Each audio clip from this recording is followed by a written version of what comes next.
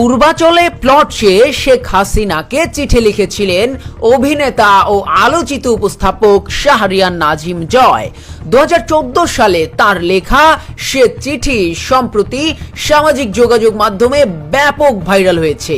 চিঠিতে শেখ হাসিনাকে উপমহাদেশের শ্রেষ্ঠ নেত্রী ও আদর্শ মা সম্বোধন করায় সমালোচিত হচ্ছেন তিনি। সামাজিক মাধ্যমে এই চিঠির ছবি ছড়িয়ে পড়ার পরপরই বিপাকে পড়েছেন জয়। নেটিজেনরা তার ছাঁচা ছোলা সমালোচনা করেছেন।